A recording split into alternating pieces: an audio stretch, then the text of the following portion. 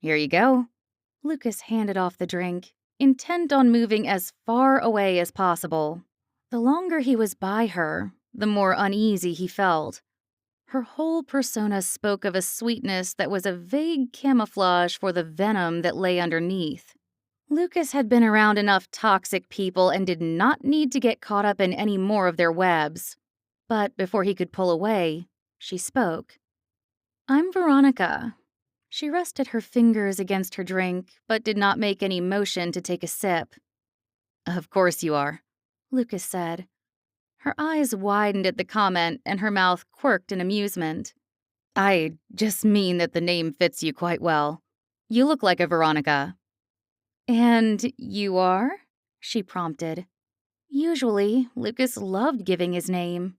There was a certain euphoria to letting other people know who he was, one that only people who had gotten to choose their own names could feel. But he paused, hesitant to give out this simple information. Names didn't give people power over you, but their misuse of them could cause damage. Finally, he relented, manners catching up to him. "I'm Lucas. If there is anything you need, just let me know." He tried to move away again, but she spoke before he could. "I haven't seen you around. Ember isn't all that big of a town.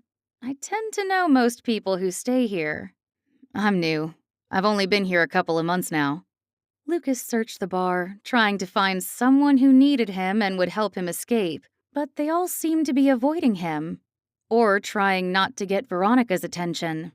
"You're just passing through. A drifter trying to earn money before heading on your way." It wasn't spoken as a question, but as a statement, as if she had already figured Lucas out and put him neatly into categories she understood. "Nah, not passing through. I needed a change of pace and ended up here." "You ended up here? In Ember?" Her look became bewildered and then intrigued, and Lucas felt a flush of fear that he had managed to make this woman more interested in him. "Do you have family from here?" "My family's all back west. I needed some variety, and this seemed as good a town as any." She took her drink and swirled it lightly as she looked at Lucas.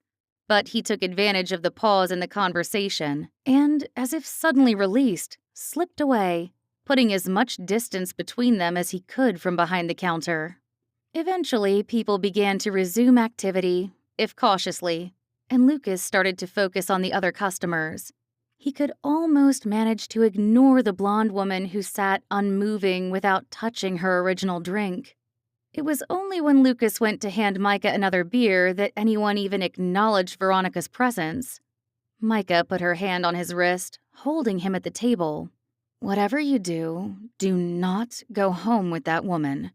Her eyes fluttered toward the bar, as if she feared paying her too much attention. "Don't worry, she isn't my type," Lucas said in an attempt at flippancy, but it came out weakly. Micah looked at him in understanding, but continued, "Remember that she isn't your type."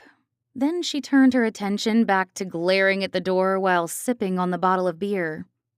Lucas didn't know when Veronica finally left.